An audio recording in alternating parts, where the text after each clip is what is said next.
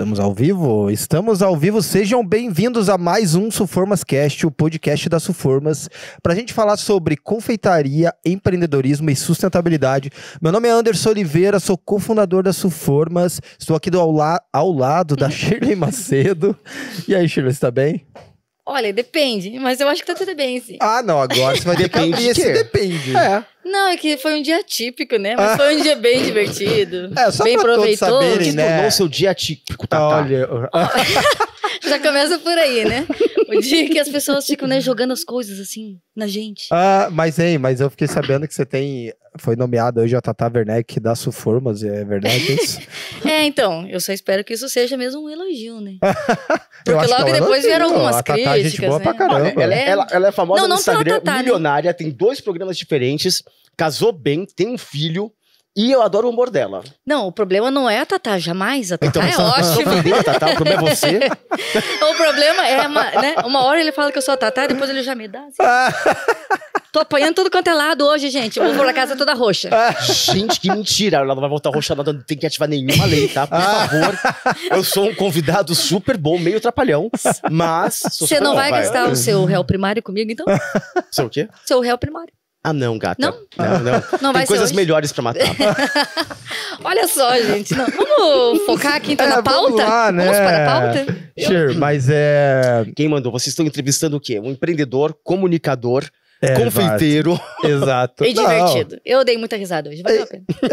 Pô, cara. A gente é ofendido os com graça, é stories legal. estão muito legais. Pra quem não viu os stories, pra quem tá assistindo a gente ao vivo aqui, vai lá dar uma olhada nos stories do Coraza, do Lucas Coraza, que eu já acabei de apresentar aqui, então já tá tudo fora do protocolo. A gente tá todo fora da pauta hoje. Deixa eu já aproveitar e apresentar, então, aqui com o respeito e a homenagem que merece com as devidas formalidades. Com as devidas formalidades, exatamente. Hoje no 26º episódio, meus amigos, sim, chegamos até aqui, do Suformascast, trouxemos um convidado que é chefe patisserie, pesquisador, viajante e muito mais coisa que a gente vai saber por aqui hoje. Ele que é formado em hotelaria pelo Senac, começou sua jornada trabalhando em restaurantes e com chefes famosos também, como Alex Atala, Mara Mello, por exemplo. Além disso, ele também passou 3 meses na França estudando, agora eu vou falar aí, na ENSP, École Nationale Supérieure de la Pâtisserie. Falei quase, certo? Quase. Como que... Tá. Fala aí. École Nationale Supérieure de la Pâtisserie. Quase, tipo, o francês não entendeu nada que eu falei. Nosso convidado já foi premiado 2 vezes como o melhor confeiteiro do ano pelo Prazeres da Mesa. E atualmente ele é um dos jurados do programa Que Seja Doce do canal GNT. Programa que já foi confirmado para a sua nova temporada e nós vamos querer saber novidades. Nona temporada, gente. Nona temporada. Você tem noção que são 9 anos diante das câmeras, envelhecendo, engordando, emagrecendo e rejuvenescendo? Porque eu tô mais jovem, tá? Mais jovem, mais magro. E mais magro? Eu ia perguntar isso. As listrinhas assim, elas emagrecem? Elas... Gata, melhor você ficar quieta. Ó, o preto. Eu não canso de apanhar hoje, gente. Estamos falando do chefe Lucas Coraza. Seja bem-vindo, chefe Lucas. Obrigado, Anderson. Obrigado. Chefe Lucas, ainda bem que alguém Coraza. aqui respeita o convidado. Obrigado por isso. Gente, dá licença. Eu vou chorar no banheiro. Cara, tem um amigo meu, Cher, que ele diz o seguinte, que intimidade gera maus trato. Eu percebi. Eu tô desde as 9h45 Mas isso é fruto da intimidade. Dê dinheiro, mas não dê intimidade. Né? Você quis dar o quê? Intimidade, falou que o salário era baixo. Que dinheiro eu não tinha, amiga.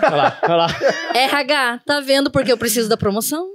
Hoje é sábado à noite, não sei se o RH tá assistindo. Assim. RH, sábado à noite, além de promoção, tem hora extra. Ainda bem que o RH não tá assistindo, então. Mas e aí, chefe, como é que tamo, cara? Tamo bem. Gostou do rolê em Curitiba? Putz, Curitiba é um lugar que eu sempre gosto quando eu venho, mas eu venho sempre muito corrido. Eu vim aqui, dei uma aula há uns anos atrás, que foi uma aula maravilhosa, foi um teste de aula, que eu sei que Curitiba é uma cidade usada de cidade teste, né? Chata. É uma cidade também conhecida. Cidade teste, né? E eu falei, vou fazer um teste em Curitiba de um modelo de aula que é um show, e foi incrível. A aula foi maravilhosa. O modelo era insustentável porque não dava lucro, mas eu queria fazer aquele modelo o resto da minha vida. Mas por que ele era insustentável? Assim, no modo econômico, você disse? Exatamente. Pra poder ser o que ele era, tinha que ser mais alto. Daí eu não conseguiria chegar em tantas pessoas quanto eu queria. Você diz o preço. Valor. Tá. Uhum. Porque era uma aula show mesmo. Uhum. Então era a ideia de você fazer a explicação do ingrediente principal daquela receita, a receita, demonstrar de início ao fim e dar para as pessoas degustarem conforme acontecia a aula. E durante a degustação acontecia a troca de receita no palco. Uau. Então eu ia andando no palco, como se fosse uma linha de produção, e eu fazia uma etapa, outra etapa, outra etapa, outra etapa e finalizava. Não, era um show mesmo, não é aula show que nem é conhecida hoje, isso é um show. Era um show mesmo. Era um show mesmo. Finalmente fazer um show e não uma aula show. Ah. E foi incrível, foi super receptivo, o pessoal que foi assistir a aula ficou muito feliz, mas insustentável. Mas foi assim que Curitiba me recebeu, com muito carinho, e a outra vez que eu vim aqui, eu não me lembro por que eu vim. Mas eu me lembro que eu fiquei bêbado com a minha amiga, a tal ponto que eu fiquei até às 7h30 da manhã e perdi o voo. Então Curitiba me segura. Sempre que eu venho, então cuidado que eu posso perder o voo amanhã. Talvez não foi bem Curitiba que te segurou, né? Mas antes que ele mande ficar quieto de volta, dá uma segurada. Acontece. Acontece. Ei, mas olha, obrigado pelo convite, obrigado por vocês me receberem aqui, viu, no Sulformascast. Porque é sempre muito legal ter a oportunidade de poder falar essas coisas absurdas e essas brincadeiras que acontecem num podcast. E conhecendo já a Shirley um pouco, e você também, não sei o que esperar de hoje. ele já começou fazendo stories dizendo, né? Vai ter a Shirley, não sei o que eu posso esperar, gente. Não acaba com pouco de reputação que eu ainda tenho. O que eu acho legal, assim, do Sulformascast, esses dias eu vi que a Jennifer Aniston, a famosa Jeninha, eu sempre fui muito fã da Jennifer Aniston, mas ela fez um comentário esses dias. Pra quem não sabe, ela é uma atriz de Hollywood, fez Friends, aquele seriado que durou por vários Eterna anos. Rachel. Exato, Eterna Rachel. E ela falou que ela sente falta porque caiu muito a questão dos ídolos de Hollywood, né? Porque hoje existem, claro, ídolos, existem referências, mas as redes sociais tornaram mais normais as pessoas, humanizaram, né? Porque antes tinha aquele ídolo, mas era um ídolo que parecia que não era nem ser humano, assim. Você conhecia os personagens, as personagens, você não conhecia ele. Era o estereótipo, e sempre o cara fazia uma entrevista, parecia que ainda estava dentro de um personagem, né? Enfim. E eu acho muito legal, cara, porque talvez antes essa distância que se tornava, por exemplo, você que é um apresentador de TV e sempre tá lá sério, tá numa posição de crítica, né, praticamente. Você precisa estar ali criticando positivamente ou negativamente, seja como for. Mas, assim, é difícil a pessoa conseguir enxergar quem é o Corazza, de verdade, assim, tipo, a brincadeira, personalidade, enfim, a sagacidade, né, e tal. Ali a gente tem que, assim, ali naquela posição de jurado, eu acho que existe um acordo, um acordo tácito, né, mudo, assim, de... Eu tenho que ter respeito pelo que a pessoa fez e tenho que ter respeito pela trajetória dela, mesmo sem conhecer ela. Então eu tô ali pra julgar um doce. Sim. E não pra esculachar a personalidade dela e nem pra criar dramas. É técnico, né? Objetivo. Mas aquilo ali é um recorte de um pedaço de algo que compõe algo completo e que nas redes hoje em dia as pessoas podem assistir um pouquinho mais, entendeu? Eu aprendi a editar, né? Tipo, dessa vida de ser múltiplo, eu aprendi a editar vídeos e eu fico usando os stories pra editar as coisas. E eu acho que eu estabeleço, às vezes, narrativas em alguns lugares, outros lugares eu fico mais humano, tipo, stories mais diretão, faço perguntas, converso com as pessoas. Mas eu gosto muito de me divertir pra poder mostrar o mundo pelo meu olhar e não só por uma câmera, né? Então a edição me ajuda, por exemplo, a fazer muito isso. Sim. E foi uma coisa que eu aprendi na televisão, que é, de vez em quando, você quer editar só um sentimento e não o total daquilo. Uau. Ser jurado é isso. Então acho que eu tenho vários momentos nas redes sociais também que revelam quem eu sou, revelam o que eu gosto, eu mostro o mundo pelo meu prisma, então eu vou mostrando lentamente pras pessoas um pouquinho de mim o tempo todo. Cara... E é isso que conecta, não é? Não é? Isso que conecta, passa essa sinceridade, essa veracidade, que eu tava falando pra ele hoje, a gente tava ali embaixo, eu fiquei olhando assim pra ele, ele olhou, eu tava assim, igual aqueles, sabe aqueles cachorrinhos que fez assim? Pareceu com aqueles pênis, sabe? Era tipo isso, de pretinho. Daí eu falei, cara, que engraçado, né, que a gente vê a pessoa, ele vê pessoalmente, não que ele seja diferente, né, o rosto em si, enfim, né, mas estar próximo, assim, né, essa conexão aqui é muito legal, né? E daí quando a pessoa consegue passar isso, mesmo que seja pela internet, é o que conecta, né, porque é o que a gente quer ver, né? A gente tá cansado já dessas pessoas que são fakes, né? A gente quer o real, né? Ai, que delícia, ai, que maravilha, ai, que nada fake. É tipo isso. É que eu tô tentando agradar ele pra ver se ele vai me levar no jantar. Hein, mas uma parada que eu queria falar, assim, sobre essa questão da pessoa conseguir se mostrar, é um bem social, assim, na minha visão, cara, porque, por exemplo, antes, eu acho que se formava um abismo entre quem tinha sucesso e quem não tinha. E hoje, como essas pessoas de sucesso, elas se mostram, por exemplo, você consegue se mostrar e através dessa pluralidade, por exemplo, você lá na TV é um jurado. Lá, então, dá para ver que você tem domínio técnico, que você sabe do que você está dizendo. Mas o que compõe uma pessoa para chegar nesse ponto, para sentar naquela cadeira, por exemplo? Cara, compõe uma pessoa normal, né? Que estudou pra caramba, e isso talvez não seja tão normal, porque vai esforço, vai energia, vai investimento, mas ao mesmo tempo é uma pessoa que brinca, uma pessoa que tira sarro, que conversa as mesmas coisas, e eu acho que essa conexão que a gente consegue fazer com uma pessoa lá na ponta, talvez aqui no podcast ou nos seus stories, é o que faz a pessoa pensar, poxa, talvez eu possa ir mais além também, sabe? Porque isso aqui eu me identifico com ele, eu falo uma coisa muito parecida com o que ele tá falando, por exemplo. E eu acho que esse foi um bem da nossa era de agora, assim, de trazer mais para próximo a possibilidade de êxito para as pessoas. Porque antes parecia que era muito distante de todo mundo, assim, no final das contas, né, cara? Não, e também, acho que também tira também de um lugar, por exemplo, pessoas como você, que tem um outro tipo de sucesso, né? Porque o sucesso nem sempre é só a visibilidade. O sucesso, ele se atinge em diferentes formas, em diferentes círculos, em diferentes graus e de diferentes formatos. Então, por exemplo, né, vocês falaram que eu ganhei 2 vezes o prêmio de melhor confeiteiro do Brasil, melhor chefe pâtissier, pela Prazeres da Mesa. Eu ganhei as 2 vezes trabalhando de casa. Olha só. Sem ter uma loja, sem ter um ponto físico, sem os modelos tradicionais de empreendedorismo. E de sucesso também, né? Porque de ter um ponto físico, de coisas que as pessoas consideram sucesso. Pois é, porque eu não gostava desse modelo formal de sucesso. E eu não achava que eu me adequava a ele naquele momento, porque eu queria ter uma vida muito múltipla. Eu queria ser um nômade, eu queria conseguir visitar vários lugares do Brasil, eu queria conhecer os produtores, eu queria conhecer outros confeiteiros e outras confeiteiras e os modelos de negócios que aconteciam. Eu queria ter contato com esse mercado vivo e em transformação o tempo todo, que é a confeitaria brasileira, que tem várias caras, né? Tem confeitaria alemã, tem confeitaria, né? Sensacional, o Brasil é sensacional. Tem a confeitaria da panificação, tem a confeitaria francesa, tem a confeitaria típica brasileira, tem a confeitaria de compotas, tem a confeitaria dos doces cristalizados, tem a confeitaria dos doces regionais, tem os picolés de frutos regionais. Tem muita coisa. A confeitaria brasileira não é una, ela é diversa.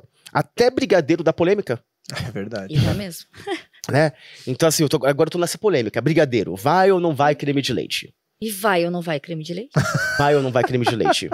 Vai ou não vai? E aí, vai ou não vai? No meu vai, mas eu não sou. Eu não sou. Por que no seu vai?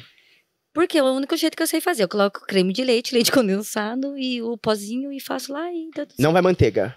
Ah, vai também. Mas eu já teria esquecido. Não vai? Vai. Não sei. Não, no meu vai. Mas eu continuo dizendo, eu não sou o parâmetro. E você faz, Anderson, brigadeiro? Eu não faço ideia de como se faz. Você não faz ideia de como se faz brigadeiro? Nem bolo, você acredita nisso, cara? Caramba, meu. É difícil, é um pouco vergonhoso, eu sei, mas... Eu falei pra ele que a gente devia ter cozinhado. Eu achei que eu ia passar por perrengues aqui nesse podcast, mas é um exposé do Anderson, entendeu? Não, mas eu já assumi isso outras vezes. É que, na verdade, a gente até gosta. Porque daí, se a gente diz que a gente não sabe, a gente ganha uns doces bem gostosos. A pessoa fala, olha, é bom, prova, você vai querer fazer. Então... Tem isso também. Mas eu não faço ideia de verdade mesmo, assim, cara. Então, é que assim, eu aprenderia. Eu cheguei à conclusão de que mesmo o brigadeiro, ele vai virar um negócio sobre opinião. Então assim, vão ter puristas que vão falar, nem a pau vai creme de leite. Tem que ser puxa, e tem que pôr manteiga, e é feito com achocolatado. Ponto. E aí vai ter outro que vai falar, não, mas peraí, mas os tempos mudaram. Eu gosto do brigadeiro mais cremoso, menos doce, e eu ponho creme de leite porque aumenta a quantidade de gordura em relação ao açúcar.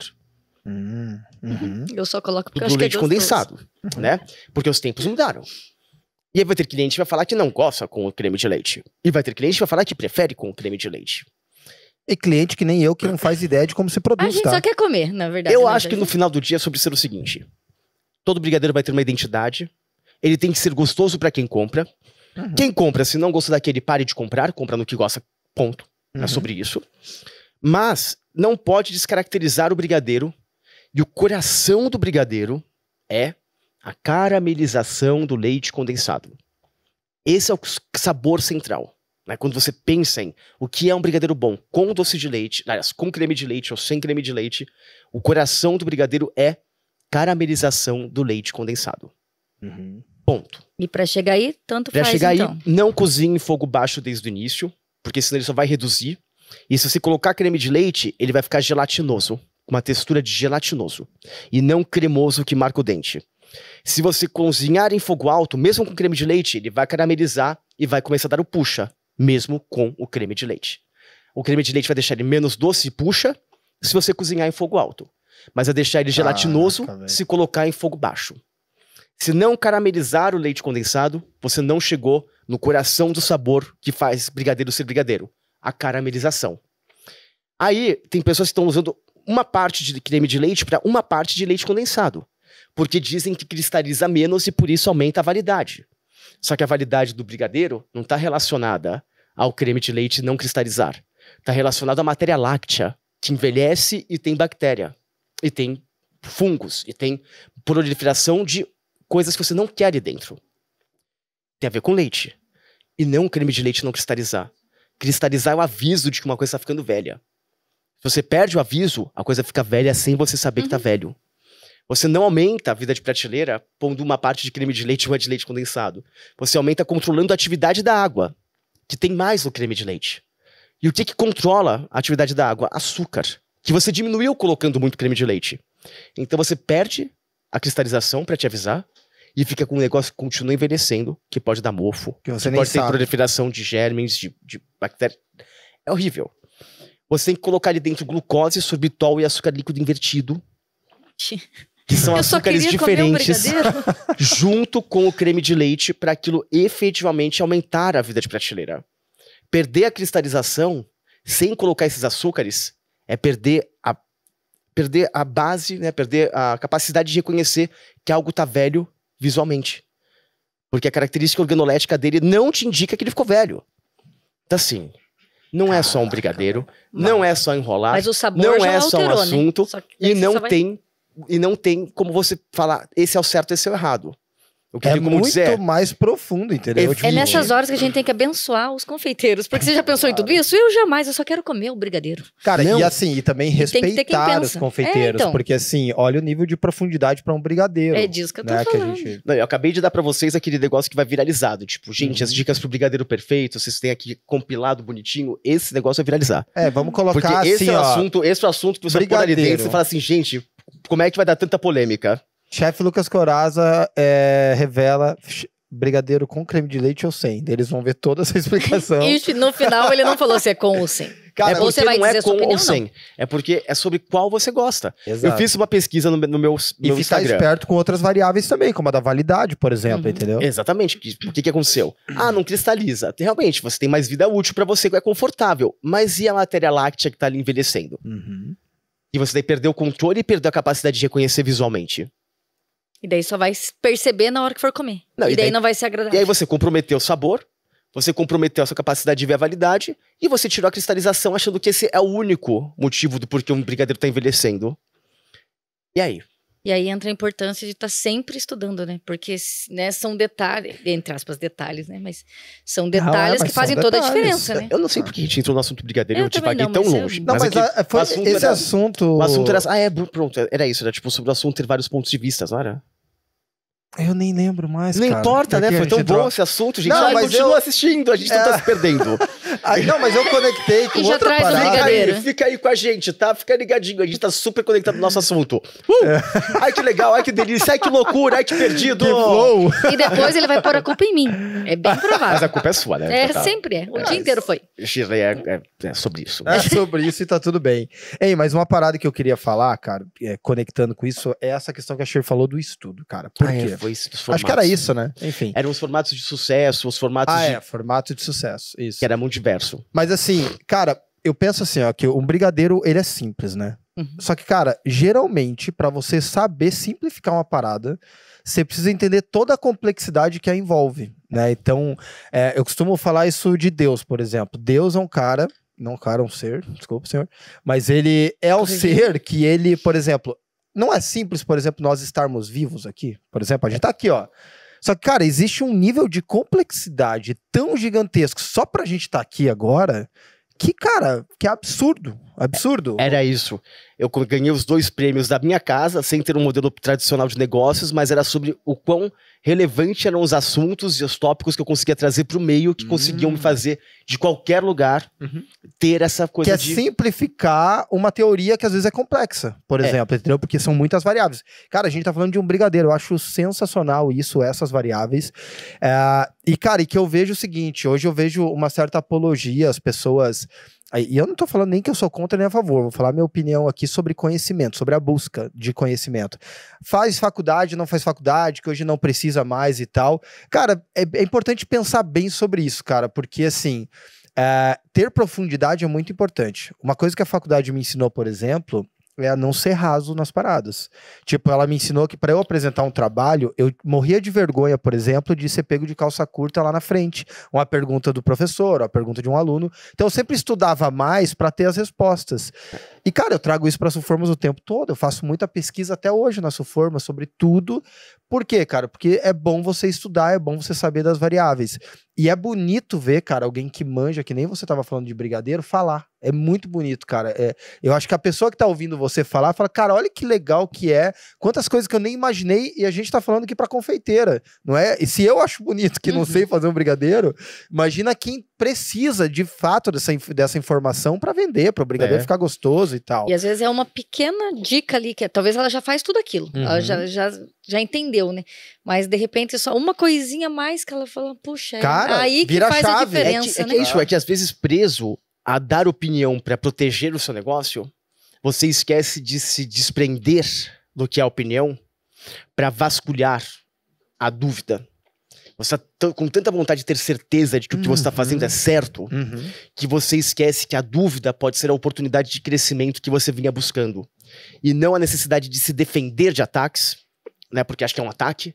Ah, não, se falar que o brigadeiro com creme de leite pode, o meu que não leva, não pode existir. Não, e se a outra fala que o brigadeiro sem creme de leite é o único jeito, significa que o meu que leva creme de leite não pode existir. Calma. Calma. Comunica com o seu cliente. Conversa com ele.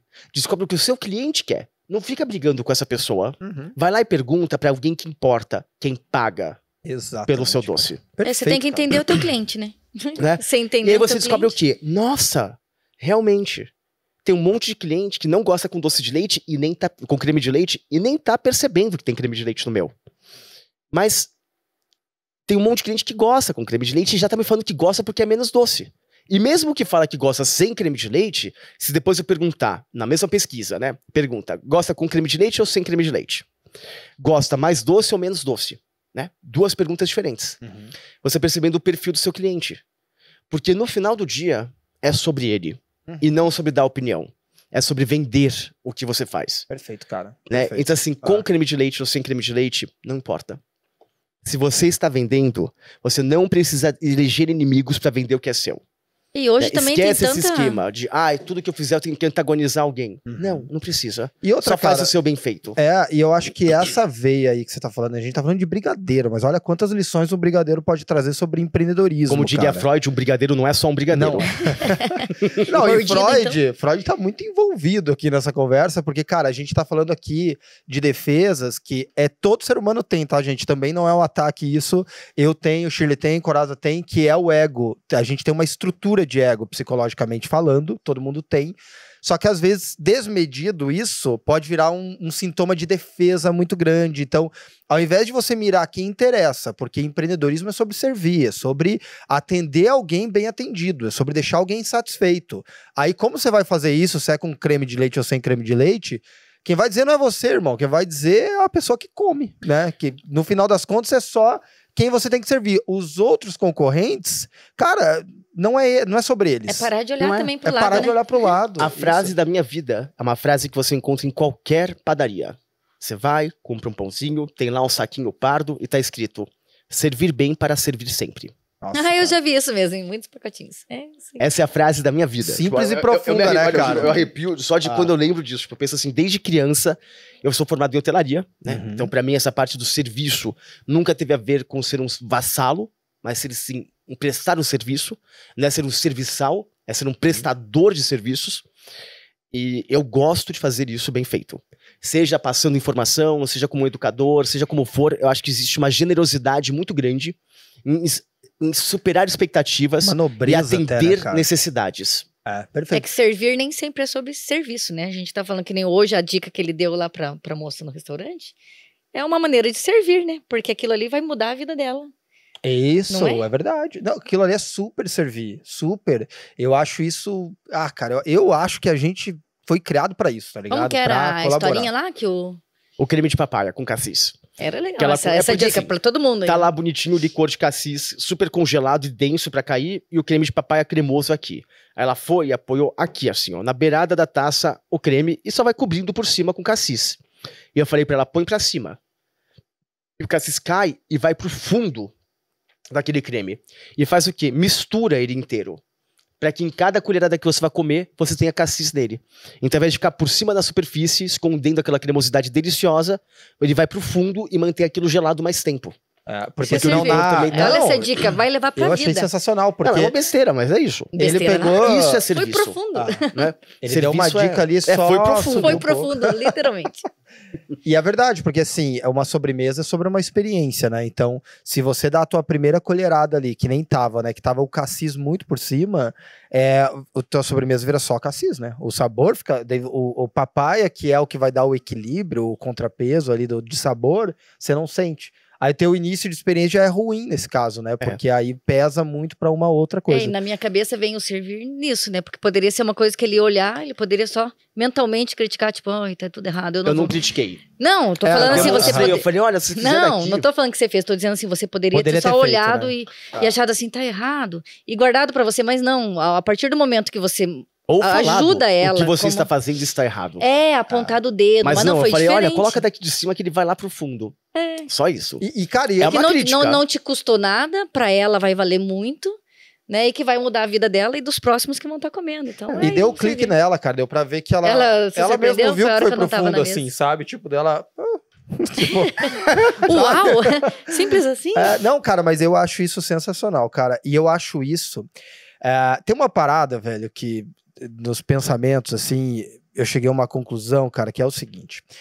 Cara, a gente tem o que é justo e a gente tem o que é nobre. Tipo, a nobreza, ela não é justa. Porque o que é justo é o seguinte, por exemplo, você tava pagando naquele restaurante e, cara, o justo é você não falar nada. O justo é eles te servirem do jeito certo. Esse é o justo. O nobre, ele sempre é injusto. Porque o nobre é sobre doar mais do que você deveria. Então é sobre você dar mais do que você deveria dar, por exemplo, que é o justo. Pagando e tá arrumando a sobremesa dele, é isso? Não, é ele, por exemplo, dar uma dica e colaborar com a pessoa, isso é nobreza. Ele não deve nada pra pessoa, ele não deve nada pra ninguém, que nem numa rede social. A pessoa precisa ficar lá falando sobre a receita? Não, ela não precisa. Entendi. Mas dentro de um patamar de nobreza, é quando a gente caminha a segunda milha por uma pessoa, entende? É quando a gente faz mais do que a gente deveria. E eu acho isso entra num patamar de nobreza muito interessante, cara, de serviço.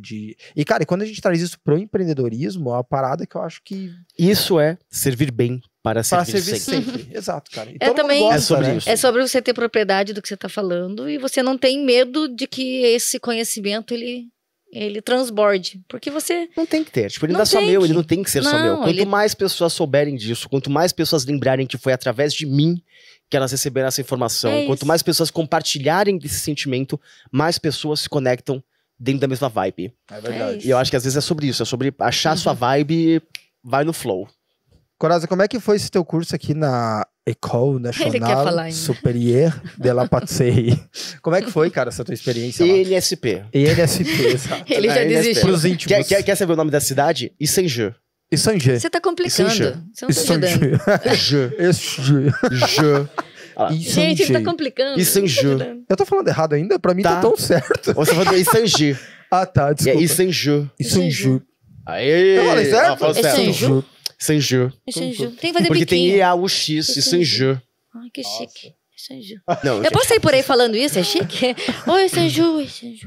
Hoje eu tava numa conversa vou pensar que essa é a Ju o tempo todo, entendeu? Tipo, Eu sou a Gil, esse é a Gil. Não é isso, né? Então, vamos pular essa parte, então. Vamos pular o francês? Então, foi assim. Ó, eu não tinha grana pra nada. Eu não tinha feito ainda curso fora do Brasil, nem nenhum curso de confeitaria. E eu tava com 23, 24 anos. Eu comecei a trabalhar na cozinha com 18. Eu já tava com uns 25, acho, talvez. 25. Ah, já fazia um tempinho de estrada já, então. Já tava com uns 25, eu acho. 25. Tava com 25. Tava com 7 anos de estrada. E eu não tinha feito nenhum curso, tinha sempre aprendido com os chefes, eu tinha feito hotelaria. Mas eu tinha essa decisão de que estudar era sempre necessário. Olha que engraçado, né? Tava firme isso na cabeça. Já. Tava firme isso na cabeça. Eu já falava inglês. Eu comecei a comprar livros importados em francês que eram bilíngues. E tinham livros que eram metade, que tinha a receita em inglês e a receita em francês. E eu aprendi francês assim. Na garra? Lendo receitas em inglês, com a receita em francês do lado, e o Google Tradutor. Uau! No começo, naquela época, eu não vou mentir, não era Google Tradutor, era o dicionário da Berlitz. Ele só quis trazer pra atualidade. Berlitz, né? Que não era nada Google, você não digitava, você ia na página. Nossa, o cara ficou craque ali, né? E aí, não, eu comecei a anotar os termos, né? Anotava os termos que mais importavam. E aí, eu tive um chefe francês também, que era o Henri, do Levain, e que foi um cara que, putz, ele me mostrou o quão importante era aprender as bases francesas para fazer uma boa confeitaria. E ele mostrou isso de várias formas, a forma de pensar dele era muito bonita, e ele foi um cara que uma vez me protegeu numa situação de preconceito, e eu pensei, nossa, o que esse cara me pedir, eu vou fazer. Né? Porque existe uma generosidade no pensamento dele que me atrai, e ele olhou para mim de forma muito boa, que é o quê? Ele reconheceu o meu trabalho, e não os preconceitos que ele tinha sobre eu ser LGBTQIA+. E ele respeitou isso e me deu a chance de crescer dentro da hierarquia do restaurante. Legal. E foi muito legal, porque eu pensei, eu quero ir pra França, de qualquer jeito.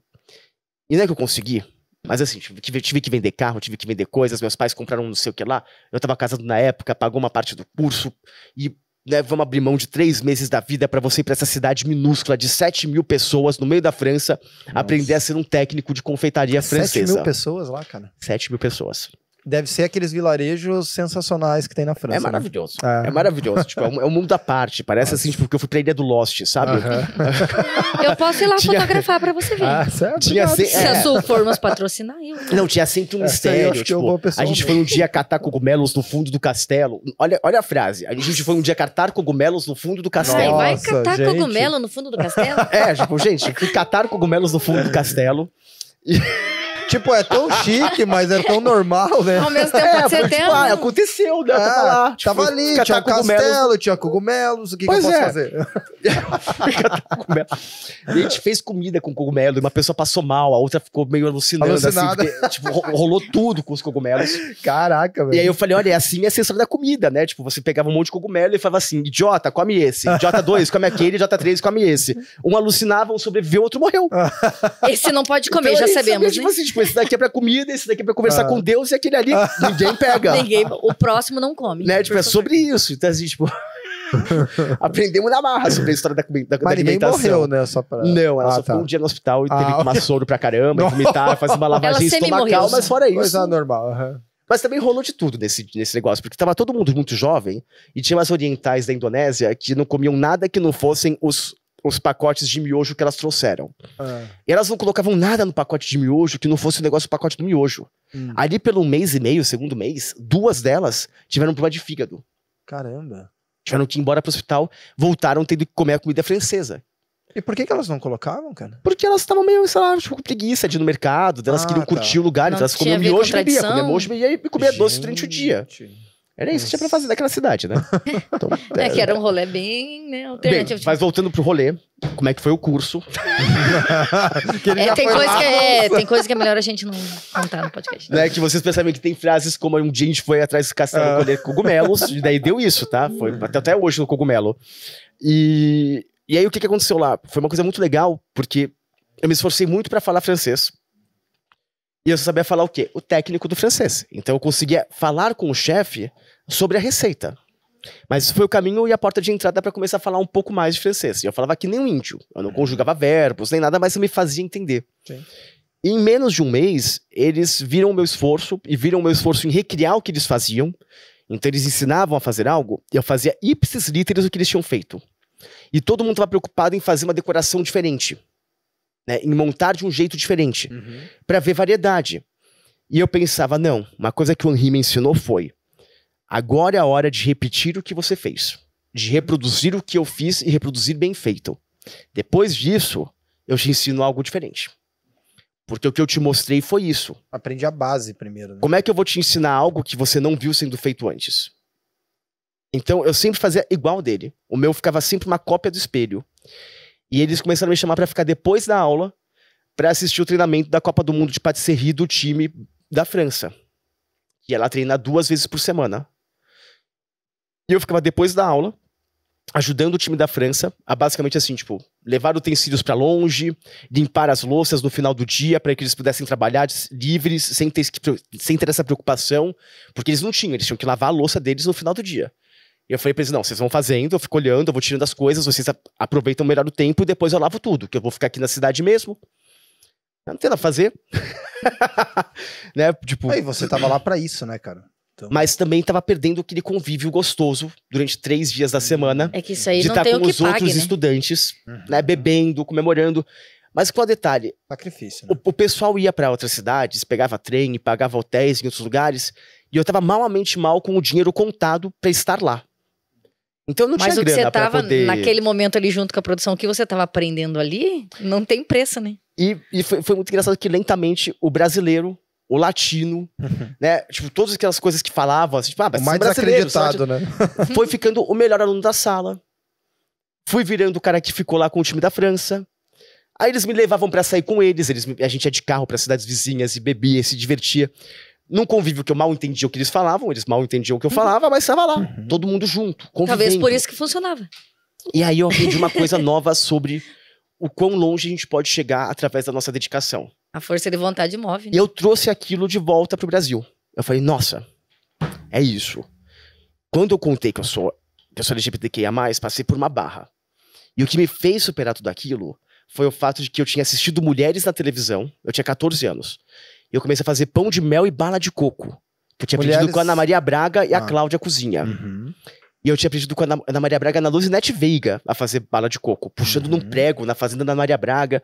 E eu falei, vou começar a fazer isso, porque se eu tiver que sair da casa dos meus pais, né, se eu tiver que sair daqui, eu talvez tenha que pensar em começar a fazer alguma coisa. E o que eu posso fazer? Eu pensei, aonde tiver uma bancada, uma geladeira e um fogão, eu começo a minha vida. Em qualquer lugar do mundo isso, né, cara? A gente se ajeitou, eu e os meus pais, a relação toda ficou muito boa, eles são super amorosos, hoje em dia a gente convive muito bem, mas teve aquele momento de tensão, acho que toda família tem isso, né? Sim. E nessa tensão eu pensei, lá pra frente, eu gostaria que aquele empoderamento feminino que eu consegui adquirir, né, que eu consegui absorver pra mim, pudesse chegar pra todas as comunidades e todas as minorias que estão passando por um problema, passando por uma questão, para que eles saibam que cozinha é um ato de independência. Que existe empoderamento em cozinhar e que não é só sobre ser uma mulher que é rainha do lar. Tem uma pesquisa terrível da Ambev agora, aliás, maravilhosa, que mostra que 96% dos lares brasileiros são comandados por mulheres na cozinha, mas só 7% das cozinhas são comandadas por mulheres no ambiente profissional. Nossa, velho. Quiçá comunidades LGBTQIA+, quiçá mulheres pretas, quiçá, né? Minorias outras, trans. E eu pensei assim, gente, sempre que eu quis estar na televisão, o meu objetivo era, eu quero que mais pessoas possam sentir o que eu senti e conquistar sua independência como eu conquistei. E era isso que eu queria estar na televisão. Mas eu aprendi isso lá, no curso da França, a me sentir digno, a me sentir europeu, capaz, né, a ser valorizado por quem eu sou e não só olhado por quem eles queriam que eu fosse. E eu pensei, que coisa louca. Que interessante. E Coraza, você acha que, por exemplo, assim, você ter se aventurado, é que eu viajo na história mesmo, assim, cara, então... Eu também, né? Então, eu fui do cogumelo pra empoderamento. Sim, Eu ainda tô no cogumelo. Mas assim, ó, você acha, cara, que, por exemplo, porque ali eram vários esforços da sua parte, né? Então você tinha o esforço de aprender as receitas, você tinha a hora extra, e você tinha ainda o esforço pra aprender o idioma. E, cara, é um baita esforço, né? Você ainda ficar ouvindo as pessoas em outro idioma, você não entende, é um gasto de energia. Só que, ao mesmo tempo, esse tipo de esforço, ele expande a tua mente, né? porque você nunca vai voltar igual mesmo. Ainda é impossível você voltar igual numa experiência. Você acha que era só isso? Ela tinha que voltar e varrer o apartamento, porque eu tava dividindo o quarto com 2 pessoas que não gostavam de limpar a casa. Todo mundo era jovem, né? Aí eu pegava vocês, vão limpar o chão! Ainda tinha isso ainda. Mas é que eu penso assim, ó, a partir do momento que você tomou essa decisão e que teve que mover céus e terras e vem de carro e tudo igual você falou ali, é uma coisa que daí tem que ser mais forte que você, realmente tem que ter esse sacrifício, porque daí você voltou com uma bagagem que valeu a pena você ter feito todo esse esforço, toda essa correria, né? Sabe qual foi o mais legal de tudo isso? O mais legal de tudo isso foi perceber que nada foi sacrifício, tudo foi só esforço. Porque sacrifício é quando você começa a se sentir culpado de não ter feito algo. E aí eu li uma história que chamava A Escolha de Paris. Você já ouviu falar nisso? Não. Não? Paris é considerado um humano exemplar dentre o Olimpo. E ele um dia num jantar no Olimpo, Zeus decide entregar para Zeus uma maçã de ouro. Uma maçã dourada, né? O símbolo do conhecimento. Feito pelo mesmo cara que tece o novelo de ouro do Minotauro, né? Então, que é Prometeu, né? Prometeu, eu acho. E aí... eu sei dizer que ela entrega essa maçã e Zeus fala, mas nem a pau eu quero esse pepino, dá pra outra pessoa. E Hera vai lá e entrega pra Paris. E Paris se vê diante da escolha. Ela fala assim, você pode entregar essa maçã pra qualquer mulher. E aí 3 deusas se prontificam na hora pra receber essa maçã, que é Afrodite, Atenas e... esqueci o nome da outra. Mas tudo bem. Vai dar uma olhadinha. História de Paris. Não vamos deixar nenhuma deusa de fora, pelo amor de Deus. Afrodite oferece pra ele o amor eterno da vida dele. Atenas promete que ele vai ter a vitória em todas as guerras que ele lutar. E a terceira, acho que a terceira é Hera, por acaso, ela mesma, que decide que ele vai conseguir ter todas as riquezas que ele quer na vida. E ele, um ser humano, decide pelo amor, né? Ele não quer as conquistas, ele não quer as vitórias, ele não quer dinheiro, ele quer amor. Só que ele não percebe que escolher uma delas significava... Era mesmo, né? Era Atena e Afrodite. Era Atena e Afrodite. Então Hera, que é a deusa da discórdia, chega no seu cerne, que é o quê? Ao entregar só para Afrodite, ele não entregou para Atenas. E não entregou para Hera. Ele não só entregou uma maçã, ele não entregou para todas as outras mulheres. E aí ele vai e se casa com Helena de Troia e leva ela para sua cidade. O que dá o desfecho à Guerra de Troia. Inteirinha baseada no romance de Paris e Helena, que começa com a escolha... É o Paris. Caramba, cara. Que começa onde essa escolha toda... O Paris, ele que faz a cagada toda mesmo. Que ele pega lá a menina... Que é a Helena. Que é a Helena de Troia, exato. E a Guerra de Troia. Disso. A Guerra de Troia cai nasce... por conta disso, inclusive. E por quê? Porque ele vai contra as deusas da discórdia e da guerra. Caraca, em troca do amor. Então ele tem sucesso no amor. Essa parte eu não sabia, cara. Ele tem o sucesso no amor, mas ele perde na guerra e perde na discórdia. É daí que vem, será sorte... Não, nada a ver. Não, eu pensei nisso, mas eu guardei pra mim. Sorte no jogo, azar no amor, mas acho que não tem nada a ver. E tem gente que tem só sorte no azar, né? Mas essa historinha me fez lembrar, assim, tipo, na hora eu não sabia que eu tava fazendo isso, mas o não olhar como sacrifício o que eu tava fazendo, porque eu não estava convivendo com as pessoas, era olhar como esforço reconhecido que me dignificava como pessoa ali naquele momento, uma coisa nova, era um sentimento novo. E cara, essa aceitação do formal por mim, era muito bonito isso. E você não acha, Coraza, que tem um lance também de propósito, do propósito de você ter... talvez ali nesse momento da tua vida já estar tendo clareza do seu propósito, porque, cara, por exemplo, eu, pela Suforma, sei lá, eu já virei muitas noites trabalhando e não é exagero da palavra, de chegar às 6 horas da manhã com o Red Bull na empresa mesmo, virado noite. Conheço a sensação. Teve um burnout? Tive, durou 3 anos, quase caí lá, né? Enfim. Mas assim, se as pessoas falassem pra mim que era sacrifício, eu não sei se esse teu ponto que você tá falando é interessante. Porque eu não sei se eu encararia como sacrifício também, não. Cara, eu meio que tava me divertindo no rolê, eu achava até legal. Tipo, chegar assim... Nossa, tem uns vídeos meus que a minha mente tava muito ligada, mas a minha cara estava destruída. É que eu acho assim, tipo, que nesse lance do propósito, reconhecer que isso é um esforço, que só a pessoa que é a dona, ou que é a dona de uma ideia, por exemplo, dentro de um projeto, vai conseguir entender a necessidade do esforço para esse propósito, sem entender o sacrifício que está fazendo só, é uma coisa muito única. Porque é sobre se apropriar de algo que é seu. Né? Por mais que a gente vista a camisa de um lugar, se você não está implantando um projeto seu, E que ainda assim, se for um projeto seu e você tiver terceirizado a uma pessoa, porque o que você está fazendo tinha uma oportunidade de reconhecimento futuro muito grande e imediato. Tinha um impacto imediato. Acho que se a empresa não reconhece, por exemplo, isso também na pessoa que está trabalhando junto, essa pessoa vai enxergar muito mais o sacrifício do que o esforço. Como dono do lugar, a gente consegue entender que esse esforço não é sacrifício, faz parte do rolê. E são coisas. E eu acho que mesmo. Tipo, que é isso, né? Depende do. Eu na época não sabia que era sacrifício. Tipo, eu não conseguia entender sacrifício naquilo, porque pra mim era, porra, tô aqui, isso aqui é uma puta oportunidade. Tua decisão e. É sobre isso, né? Esse é o meu rolê. Tá? E aí você ficou 3 meses lá? Fiquei. Fiquei e eu não sabia o que eu tava fazendo na época. Você não tinha clareza, então? Eu ainda não tinha clareza. Eu só sabia que, assim, tipo, nossa, tava seguindo o meu caminho, né? Tava conseguindo o que eu queria. Mas quando você pensou em ir, você não chegou a pensar, tipo, qual seria o ganho? O que que... Não, eu nunca pensei que eu ia treinar com o time francês de confeitaria. Que daí vem o bônus, né? Às vezes você foi com uma ideia e veio muito mais. Eu nunca pensei que executar perfeitamente e igual o trabalho de um chefe num curso teria o reconhecimento de essa pessoa sabe qual é o caminho do conhecimento. Então, mas agora sim... Ele não questionou, ele tentou fazer igual e ele fazia questões sobre o que tinha sido feito para conseguir reproduzir. Olha que louco. Então, mas deixa eu fazer É um caminho, né, do conhecimento. É um caminho que a gente segue isso. Para você se apropriar e depois tornar seu. Quando eu volto pro Brasil, por exemplo, eu passo meses e anos fazendo só confeitaria francesa aqui. E aí começo a pegar as aulas que eu dava fora e juntar os ingredientes brasileiros. E aí eu comecei a entender meu propósito, que era conseguir entender o quanto as técnicas que eu tinha aprendido podiam se aliar aos ingredientes brasileiros para criar uma nova vertente de talvez estejamos olhando errado para os nossos ingredientes. Porque a gente não está olhando por todos os prismas que ele tem e só sustentando tradições que às vezes não são o único caminho. Deixa eu só perguntar uma coisa. Que não é se opor à tradição falar assim, você tá errado. Por quê? Assim, não é o único caminho. E aí porque eu penso assim, quando você tava lá, que todo mundo queria fazer diferente, você queria fazer igual. Eu não sei se tá certo o que eu tô pensando, você me corrige. Mas eu entendo que a gente primeiro tem que entender do que a gente tá fazendo. E eu acho que foi isso que passou na tua cabeça, né? Por isso que vai copiar, não é uma cópia, né? Você vai fazer igual. É uma cópia. Uma cópia, mas... É importante que seja uma cópia.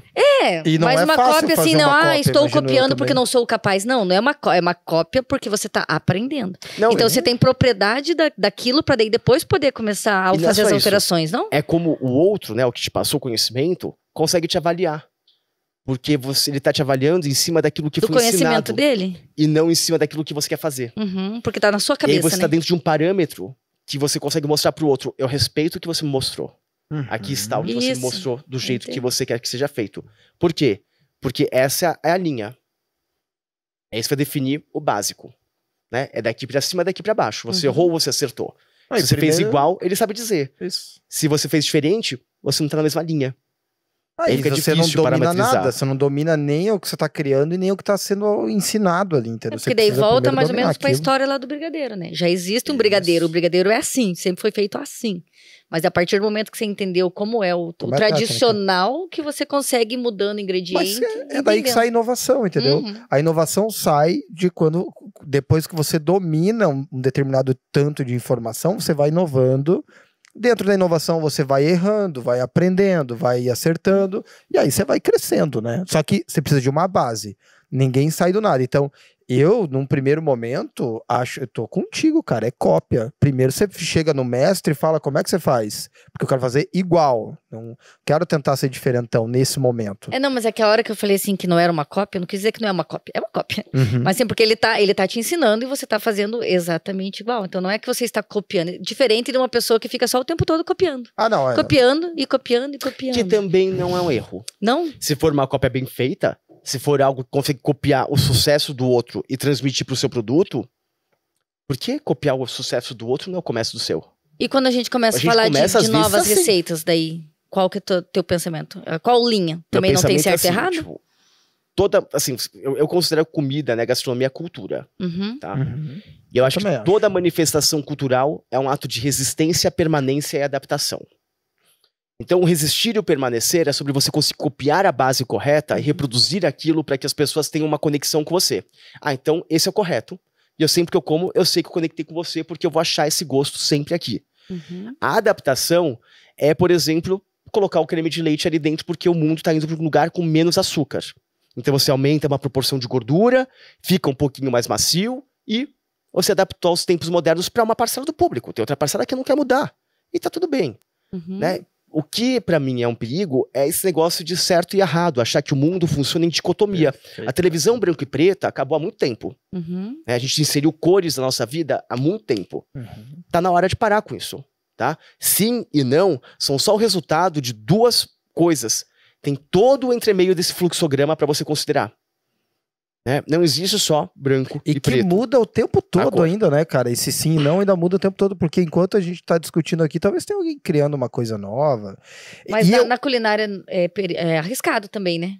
Ou criar sempre, né? Você tem que ter uma base muito, mas é, por exemplo, forte, o que o mercado tem pedido atualmente. Né? Apesar de ter grandes confeitarias tradicionais que se sustentam dentro da sua tradição e mantendo, né? Tipo, aqueles lugares que no Natal você leva o pires, né? Pra lá, pra fazerem o pavê do lugar do seu pires, pra você servir como se fosse seu, né? Você não leva o pavê. Tem isso, Pra mim serviria bastante. Olha lá. Você não compra o pavê e serve no negocinho de alumínio, não. Você leva nesse lugar, vão pôr uma etiqueta com o seu nome, vão pôr no seu pires, né? No seu pirex ali, bonitinho. Tem esse, que também vive se inovando, sempre lança um produto novo, sempre relança o sabor de um jeito diferente. A Harald Chocolate faz muito isso com a linha de food service.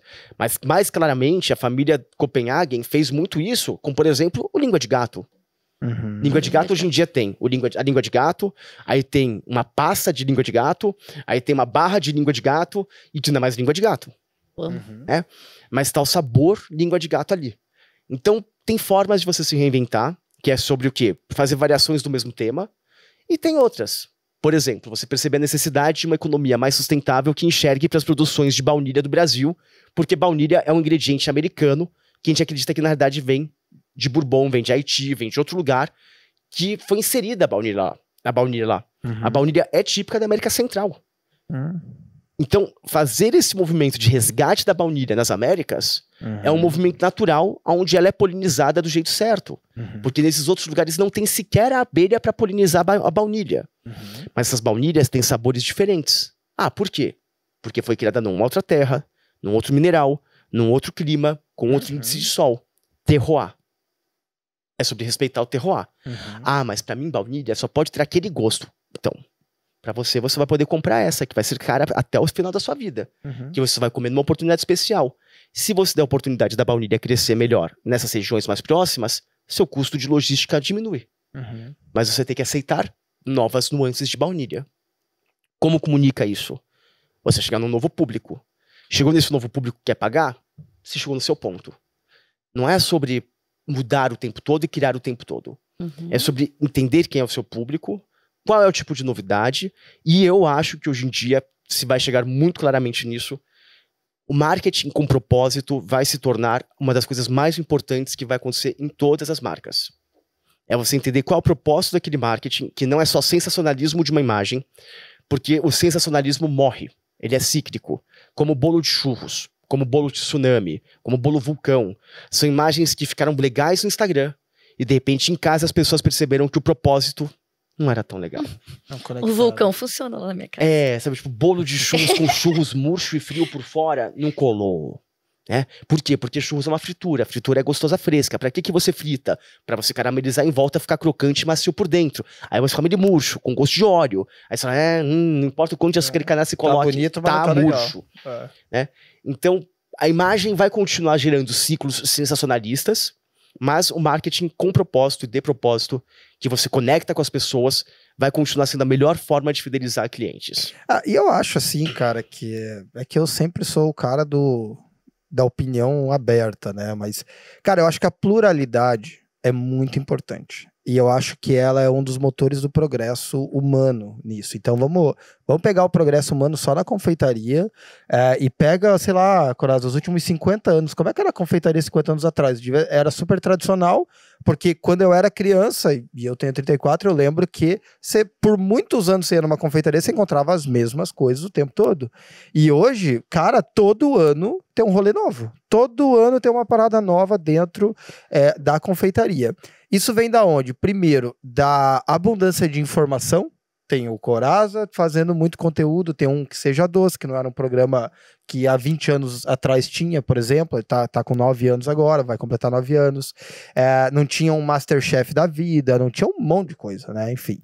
Então e não tinha as redes sociais, hoje com tantos influencers. Que a informação chega com tanta velocidade. E hoje você tem muito. E essa informação, ela se propaga não exatamente também igual, porque daí cai em terrenos muito férteis essa informação de pessoas criativas, pessoas que querem se inovar, pessoas que querem se aventurar dentro de uma receita nova. Só que quem tá começando precisa copiar mesmo. Então a cópia é uma parada que não vai parar. E a cópia, assim, eu sei que é desconfortável pra quem é copiado, eu sei porque lá nas Formas a gente também é copiado.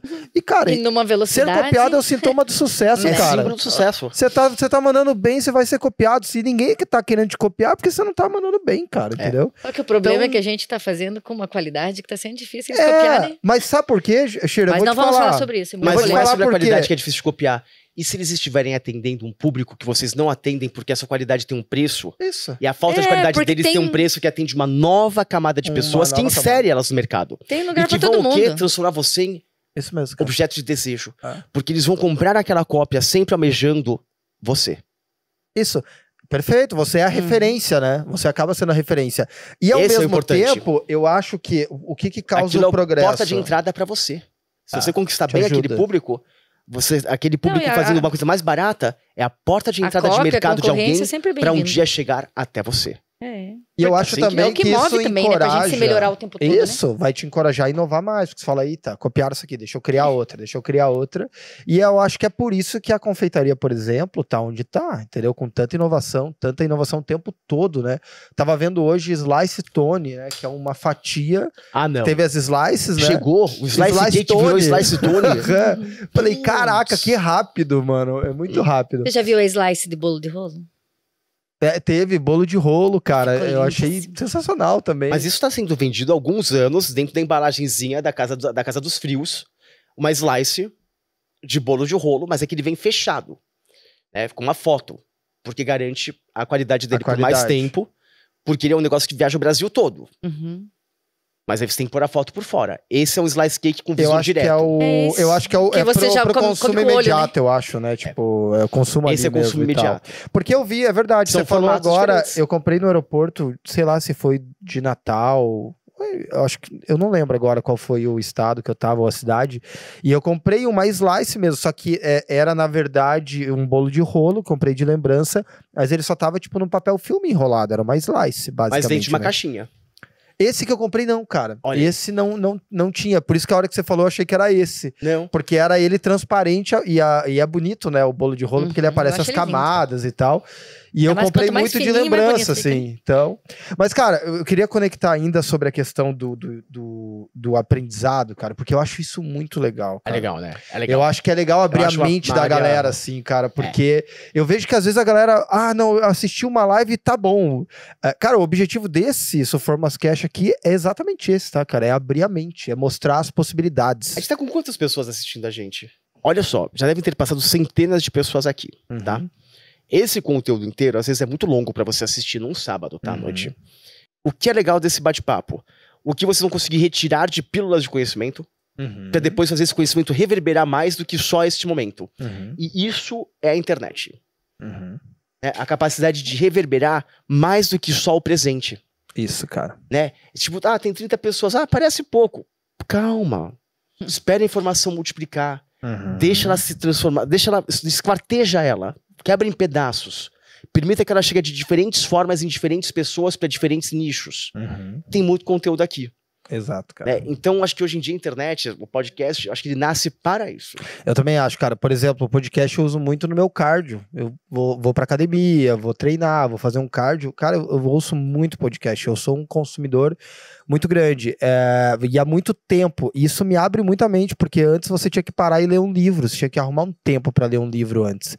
Eu, além da leitura, se eu consumo um podcast que nem esse aqui, olha quanta coisa foi falada só até agora, cara, que eu acho que uma pessoa que vai ouvir vai abrir a mente dela. Vai ouvir depois no Spotify, porque esse episódio, o ao vivo a gente deixa, a gente nem fica ali. Só depois do lançamento no YouTube que a pessoa vai ver de novo ou no Spotify.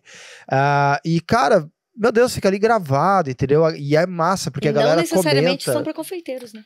Não, a gente consegue colocar várias informações aqui que você conecta com vários públicos. Uma dica sobre edição, que eu tô craque nesse negócio de edição, tá? No vídeo do YouTube, coloca pontos dentro do vídeo com uma pergunta central, sabe? Tipo, aqui foi tratado tal assunto, né? E daí ali a pessoa vê uma marcação.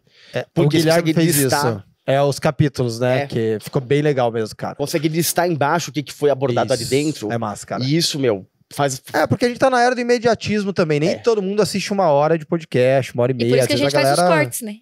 Tem os cortes. A gente tem os cortes que cada um... Como fazer uma receita em 1 minuto e meio pra conseguir fazer receitas de rios.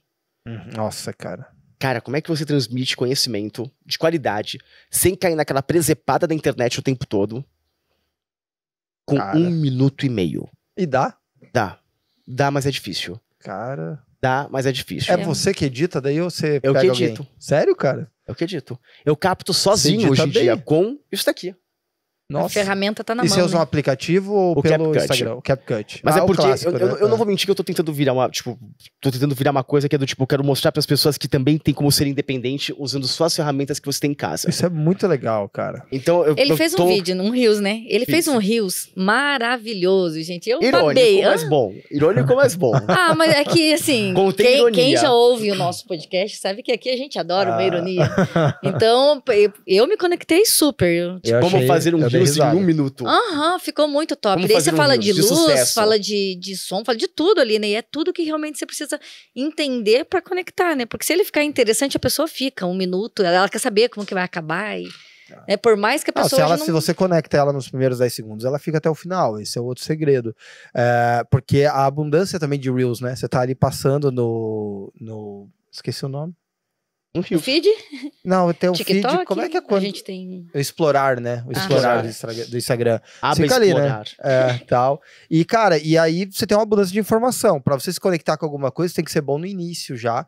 Só que, cara, vale muito a pena explorar, porque antes o nosso conteúdo ele ficava restrito aos nossos seguidores. E o explorar, ele abre, né?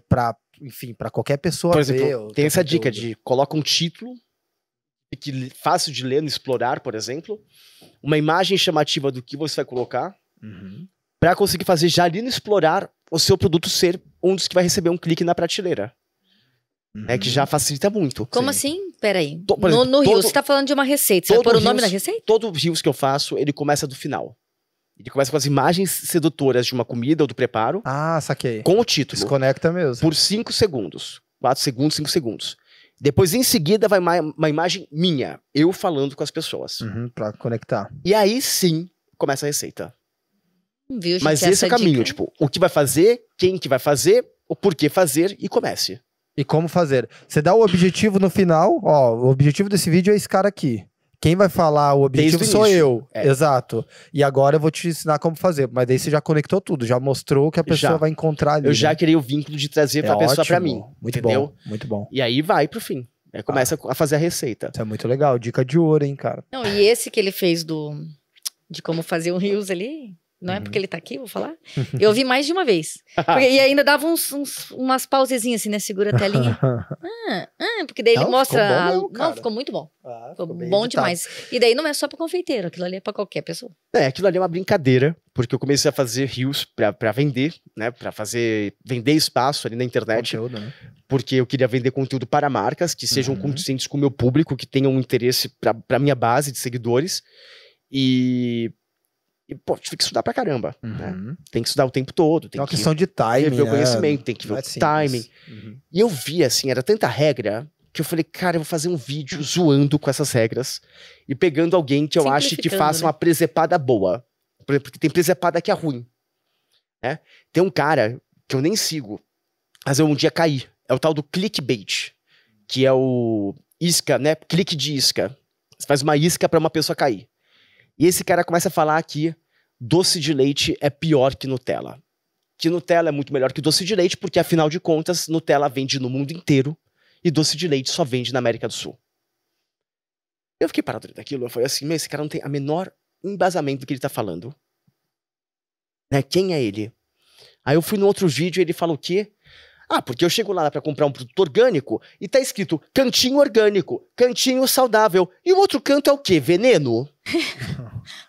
E eu olhei e falei, olha só o poder da internet usado de forma ruim. Né? O lado Darth Vader da força. O lado Sith da força. Né? Olha como é isso. Põe o tu aí, Carmen. Né? Complete a lacuna. Não. Pula. E eu pensei assim, eu vou fazer um vídeo brincando com isso. Sobre como é fácil chamar atenção na internet hoje em dia, sobre qualquer assunto. E eu começo a pegar os modelos que estão em sucesso. O de dividir a tela vendo o conteúdo de outra pessoa, o de você fazer uma homenagem a um outro cara, porque eu vi o vídeo de um cara que viu o vídeo de um outro cara. Do amigo do amigo meu. Porque o humor faz parte de mim, mas roteirizar humor pra internet é muito difícil. Né? E ficar nesse lugar de dublar outras coisas, de dublar outras pessoas o tempo todo, ou só ficar fazendo paspalhada com um título em cima, não é muito a minha cara. E também são fases, né? Saber, né, cara? Não sou eu esse. Mas acho que também foram fases, né? Teve uma época que era dancinha paralisava todo mundo. Ainda também. Não, daí ainda fica lá, tipo, mas eu acho que funcionava, mas é que vai passando. Isso. Ai, gente, mas às vezes... Eu não sei qual vídeo você viu esse, mas... Ok. Controla o gesto. Ei, deixa eu te perguntar uma coisa, cara. Tuas viagens, você é um cara viajador. Você viajou muito na Europa? Fez mochilão ou não? Naquela época? Fiz. Não, naquela época não deu tempo. A gente voltou depois, pé de carro pra Paris, pra poder ir embora, porque tava no meio do nada, tá? Tava 3 horas de Lyon. Nossa. No meio do nada, tipo, não tava perto de nada. E... eu tive a oportunidade, por exemplo, de passar por umas experiências muito loucas. Eu fui pra Dijon, e eu queria comer mostarda Dijon em Dijon, e ver uma plantação de mostarda. Uau! Era meu sonho. Cheguei lá, tinham campos e campos e campos de girassol. Caramba, cara. Eu falei, por que tem girassol? Porque, pelos acordos da União Europeia, agora a mostarda é plantada na China. Nossa, velho. E não mais lá.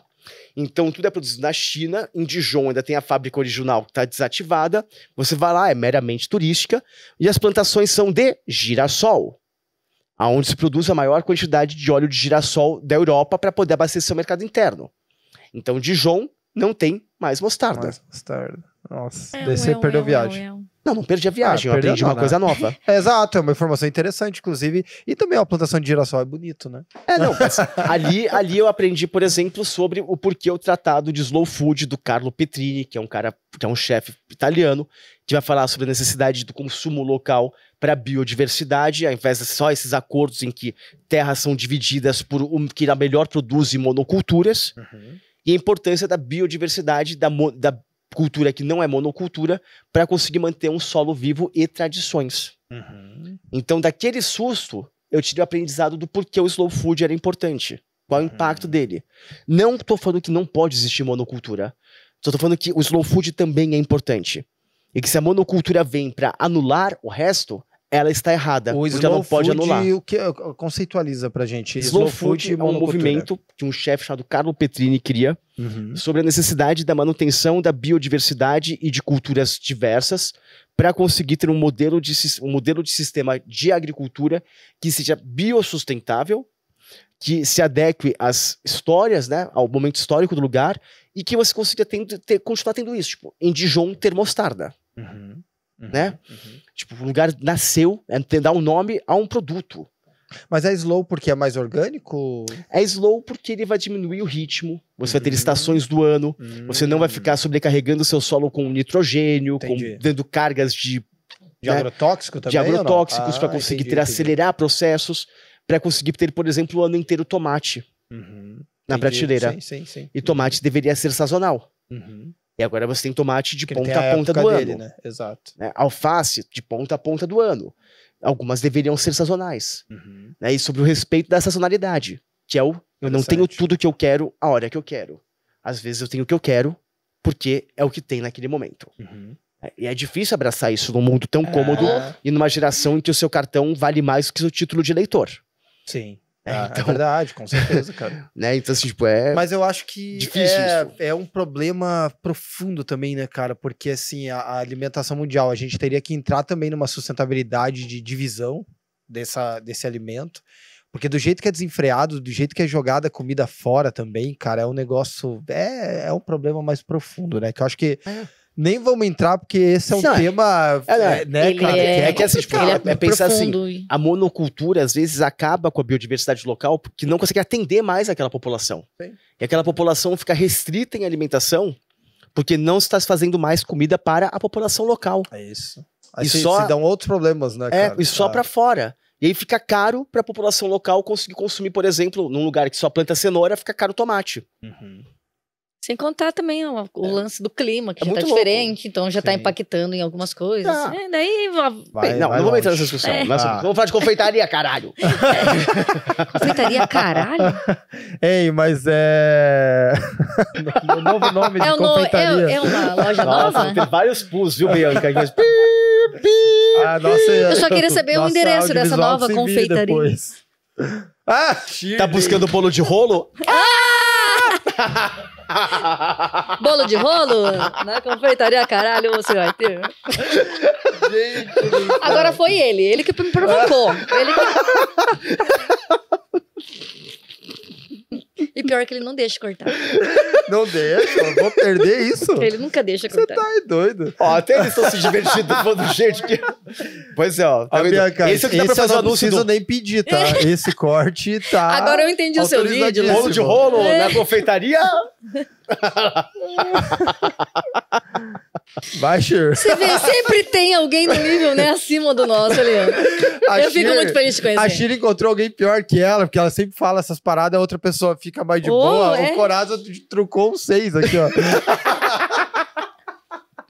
E penso que nós estamos nesse ritmo desde cedo, né? A gente tá. Tô sentindo que eu vou sair daqui com várias companhias pro jantar que eu ia sozinho. Vou aumentar minha reserva. Pode pedir lá. Ei, e Que Seja Doce. Queria falar sobre o Que Seja Doce agora, porque, cara, é um programa que eu conheço muita gente que já foi lá e tal. Cara, são sonhos, né? A galera coloca toda a expectativa que tem da vida. É um programa que marca, possivelmente que muda toda uma trajetória de pessoas. E eu queria saber, cara, como que é pra você? Porque, cara, você pode, né, jogar pra cima, jogar pra baixo, não que seja a tua intenção, porque a pessoa precisa se provar também, mas como é que é pra você estar nessa posição, cara? Olha, é muito delicado, porque era exatamente tudo que eu queria.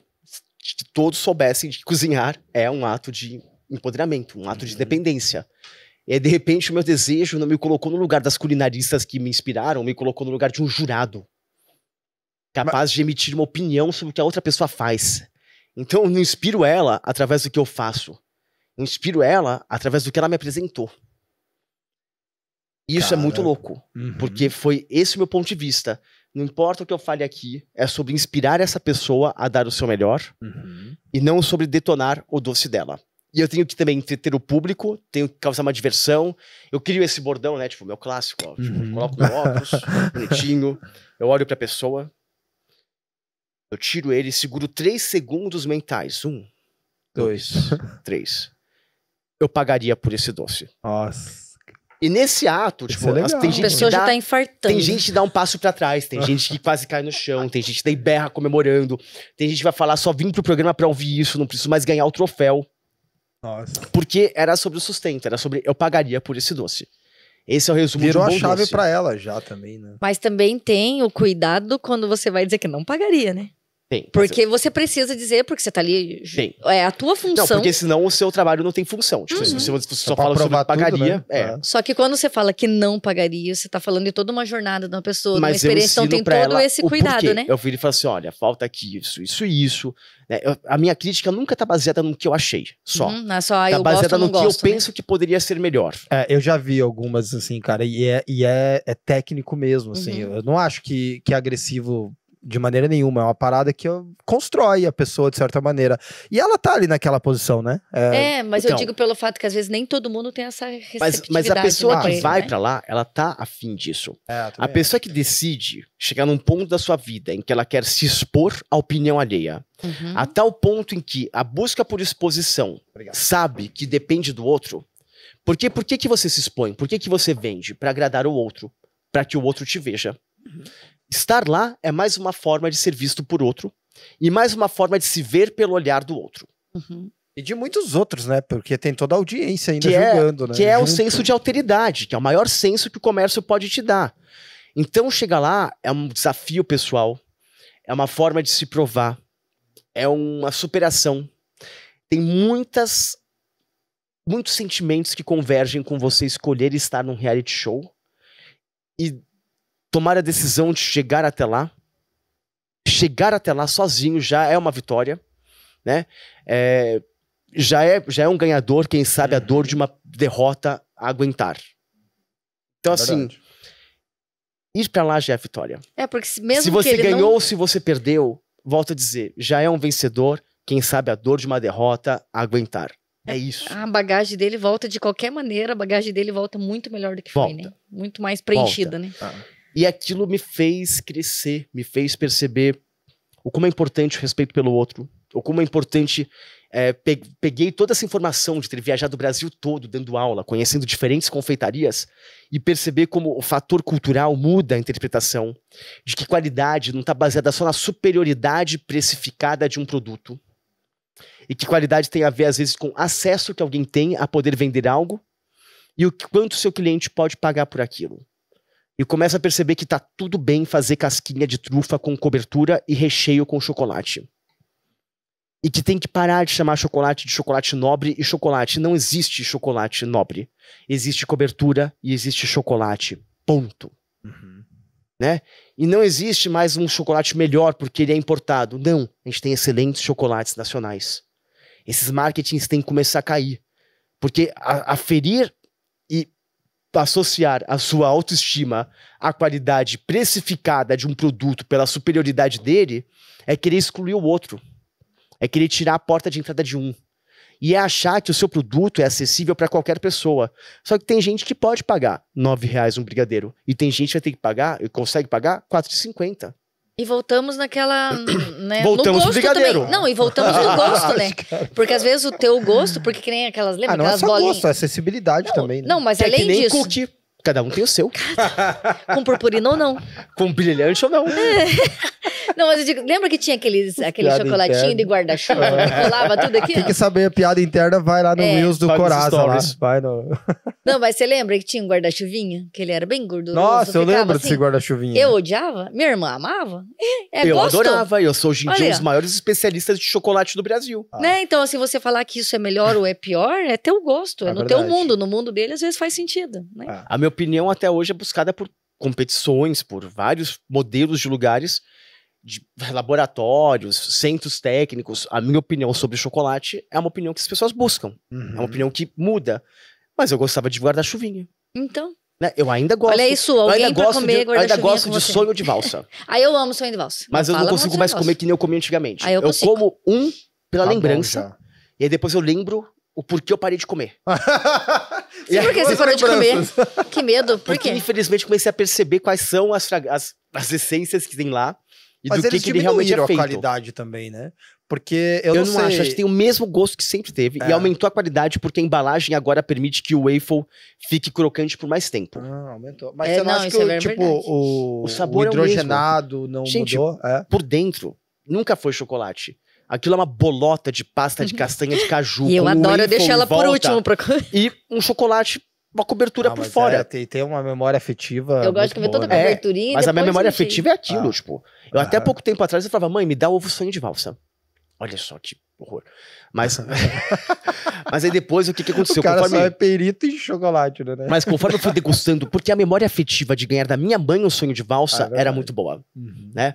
Então eu associava aquele doce não ao sabor dele, mas ao sentimento de ganhar da minha mãe. Isso tem muito na culinária, na confeitaria. E são duas coisas diferentes, né? Eu não quer dizer que porque que eu não entenda a qualidade que aquilo tem. Eu não acho mais aquilo um bom chocolate. Eu acho aquilo uma boa memória. Isso, interessante. Mas eu sei o que é um bom chocolate. Você não tá consumindo chocolate naquela proposta, tá consumindo memória. Daí ele pensa assim, não, pela memória um só tá bom, obrigado. Hoje em dia eu já penso isso. Já lembrei. Já lembrei, tá tudo certo. É que nem McDonald's uma vez por ano, sabe? Isso. Tipo, aquela recompensa depois de um final de evento bem cansativo. E eu pensava, vou no McDonald's, deu como eu penso, deveria ter ido na padoca, um pão na chapa tinha me satisfeito. Com certeza. Amanhã a gente vai comer esse pão na chapa. Olha. Ok? Olha a culpa, olha a culpa. Eu não falei nada disso. disso, só apontei pra você, mas não falei nada disso. Gente, eu preciso desabafar. Intimidade gera maus tratos. Não, eu preciso desabafar pra me defender. Eu programei o melhor rolê do mundo, no meu mundo. E ele pôs por terra, ele só queria um pão na chapa. Eu ia levar ele num restaurante conceituado. E ele queria o quê? Uma churrascaria com muita gordura, com um monte de carne. Tava muito boa, inclusive. Tava, mas ele acabou com toda a programação que a gente fez. E tá tudo bem. Isso Contanto é que ele, né, E foi gostoso, não foi? Quebrando paradigmas, ó. Lembrando de vocês que a sua essência é o mais importante. Você vê, isso só prova que até quando eu tô errado eu tô certo, porque no final você gostou. Tudo bem, vamos voltar pra pauta antes que ele me ofenda, por gentileza. Eu sei que eu devia ficar virado pra lá por causa da câmera, pra melhorar o ângulo, mas de repente me deu uma vontade de ter uma conversa mais... Só aqui, né? Gente, vou ali tomar um água. Eu vou ali tomar uma água, um ar. Ei, você tem novidades da 9ª temporada do Que Seja Doce? Pra tem spoiler? Nos dar aí? Tenho. O tema é parque de diversões. Uau. E são os doces que habitam esse imaginário, esses momentos tão divertidos da vida. Porque O Que Seja Doce é um programa que fala muito com a família. E... Parque de diversão me lembra algodão Não, doce. e me assusta, assim, tipo, tem mãe que a gente já chega nos lugares e falam pra mim assim... Eu assistia ao seu programa com ela no meu peito, mamando, e eu vejo uma criança desse tamanho. Você falou, eu falo, meu Deus do céu, quantos anos essa criança tem? 9? E por acaso tem 9. Caraca, né, velho? Porque são 9 anos, né? Aquela criança fala, eu quero ser confeiteira por sua causa. Eu pensei, meu Deus, eu fudi com uma geração. Que eu fiz, senhor? Ai, que responsabilidade. Ai, gente do céu. E daí, por isso, tem que colocar mais conteúdo, pra pelo menos essa criança ter conteúdo aí pra gente, né? Mas eu vejo isso, porque assim, é isso. O programa fala com esse público e ele chega com esse tema. E é muito legal porque é um desafio muito grande o confeiteiro se adequar ao tema e não só levar a sua especialidade. Porque o programa é sobre a versatilidade do confeiteiro e não sobre a especialidade dele. Olha só. E isso é muito louco, porque a gente desafia aquela pessoa a estudar, a ver se ela se inteirou. A gente teve agora uma prova sobre beijinho. Beijinho. Não os que você quer me dar, tá? Beijinho de cocô. Você não quer os meus beijinhos. E não vamos entrar nesse assunto também. Pula. Next. 1h30 a gente já chegou? Caramba! Você fala, né, menino? Depois diz de mim. Eu falo. Mas tudo bem, você pode, você é o Depois convidado. eu fico quieto no jantar, assim, tipo... E aí é sobre beijinho, e chegou uma pessoa lá, e ela estudou sobre o beijinho. E descobriu que o beijinho, ele não vem no formato leite condensado, ele vem de fora, e ele é feito com uma calda de açúcar e gemas, com coco, aliás, com amêndoas e cravo. Os portugueses vêm com essa receita aqui pra cá na mala, né? Com a família real. Não tem amêndoa pra poder fazer e adapta ao coco. E mais pra frente, vem o advento do leite condensado, que é capaz de apagar quase toda a nossa cultura de confeitaria, e tira o beijinho do lugar da gema com calda de açúcar e transforma em leite condensado com coco. E aí ele vira o beijinho que mudam. a gente... Em homenagem, porque se chamava beijinho de freira. Beijinho de freira. Por quê? Porque era um doce conventual, feito de gema. Era beijinho de freira. De amêndoas. E ele aqui vira Vai ver ele com o sotaque dele. Olha os beijinhos de freira. Não, tô dizendo dele, que ele já tentou francês, agora português. Eu sou um cara que eu quero aprender, mas eu falho algumas vezes. Não, você fala. Eu falho. Se fosse eu, ele ia estar falando o contrário. Você vê como é bom a gente ser um empreendedor? Minha meta de vida. Vamos voltar pra pauta antes que ele me ofenda de novo. Vai, não dá tempo pra ele. Mas ó, gata, como empreendedor, você já aprendeu a dor de uma derrota a aceitar. É aquela coisa assim, né? Você tem que ser o protagonista do seu fracasso, né? Eu já aprendi isso. Onde é que você aprendeu? Seja o protagonista do seu próprio fracasso. Não diga que você não é capaz de errar. Vai lá e prove que você erra. Exatamente. Não deixe que os outros digam que você não é capaz. Isso. Diga você mesmo. Prove pra eles que eles estão certos. Você tá certo, né? É isso. Mas aí, ó, uma dica sobre isso. Mas pelo menos ele me chama de gato o tempo todo. Se é ironia ou não, ok. Mas ó, não glorifique as suas merdas do passado. E como diria Emicida, permita que eu fale não as minhas cicatrizes. Achar que essas mazelas me definem é o pior dos crimes. É entregar o troféu pro nosso algoz e fazer nós sumir. Então tá tudo bem a gente errar, né? E essa música é ótima. Só não acha que isso te definiu. Ok, tudo bem. Verdade. Mas eu já vou guardar no coração nesse pedacinho. E deixa eu falar uma última parada pra gente chegar pra conclusão. Amor por quem a gente tem amor, tá? Oh, que gente, isso foi uma declaração de amor linda. Intimidade é só Pode quem fazer ama. um corte desse aqui, por favor, pra mim? Vou colocar no meu Instagram. Obrigada. Ai, cara, dá pra fazer um compilado de cortes, assim, né? Ofender, como que é? Bate a sobra? Bate a sobra. Entre tapas e beijos, ódio, desejo. E o beijinho nem é com leite condensado. Tá, então já vou pedir mais um corte, Bianca. Então, aí o corte agora, sim, o chefe Lucas e a Shirley se amaram. Daí a gente põe o compilado inteiro. Depois assim. a gente faz uma fotinha assim, tipo... Começa com Entre Tapas e Beijos. Já, isso, e com a musiquinha, Entre Tapas inclusive. e Beijos. Olha lá. É o teaser. Perfeito. Como diz a nossa música do nosso Stories hoje. Ano passado eu morri, mas esse ano eu não morro. Salve Belchior, MC. E, cara, uma última coisa uma das suas referências é o Alex Atala, né? E, cara, uma parada que eu também viajei bastante no início das Suformas, conhecendo o país. E eu não sou um cara com uma crítica gastronômica, nem nada. Eu sou o cara das experiências, né? Então, por exemplo, eu vou pro norte do país, que até hoje, na minha opinião, é a melhor comida pro meu gosto, e eu tomo lá um tacacá numa praça em Manaus, por exemplo, e acho sensacional, que amortece a boca. Então, às vezes nem é tão maravilhoso o gosto, mas só a experiência em si, pra mim, é uma parada que é muito legal.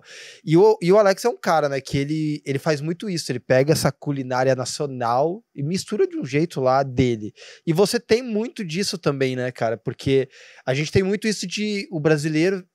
Eu acho que dá pra dizer talvez que isso tá mudando, da gente copiar muito Europa, Estados Unidos, né? Principalmente Europa, acho que nas questões de alimentação, talvez de chocolate, eu não sei se estou falando besteira aqui, mas a gente sempre teve como referência para fora e a gente tem uma riqueza sensacional aqui, de norte a sul, inclusive, né, do país. Como é que é para você isso, cara, hoje? Você acha que mudou um pouco disso? Você acha que você faz parte hoje dessa geração de chefes e de referências, tanto da culinária quanto da confeitaria, que valoriza os ingredientes, assim, nacionais, cara?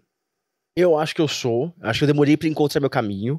Eu usei muito o Alex como referência nisso, realmente. Usei porque ele é um cara muito aberto ao novo e aberto ao conhecimento, de uma forma em que ele possa fazer em que ele se apropria daquilo sem fazer uma apropriação indevida, né? E que ele usa aquilo para difundir e para divulgar. É respeitoso, né? É respeitoso, tem uma troca com o lugar. E eu percebo, por exemplo, que hoje em dia eu tô muito mais conectado a uma cozinha ítalo-caipira, com uma cozinha de doces da minha região, do que efetivamente só coisas de fora de São Paulo. Né? Eu trago muita coisa de fora de São Paulo, mas eu uso muito doce de abóbora, eu uso muito figo, eu uso muito o cacau, que é a minha grande referência, e não só o chocolate. E eu começo a entender que o ingrediente do chocolate não é o chocolate, é o cacau. Eu começo a respeitar o fruto, começo a respeitar as conexões que ele me cria, começo a conversar e conhecer os fazendeiros, começo a conhecer a história dessas pessoas, começo a falar sobre ela. E no meu papel como comunicador, isso se torna uma das minhas funções. Eu cumpro uma função dentro desse ciclo. Eu viro um divulgador, eu viro um propagador de informação. Eu não sei, assim, tipo, quando a gente fala se você se sente um desses chefes, eu acho que eu me sinto finalmente cumprindo o meu propósito. Nossa. Né?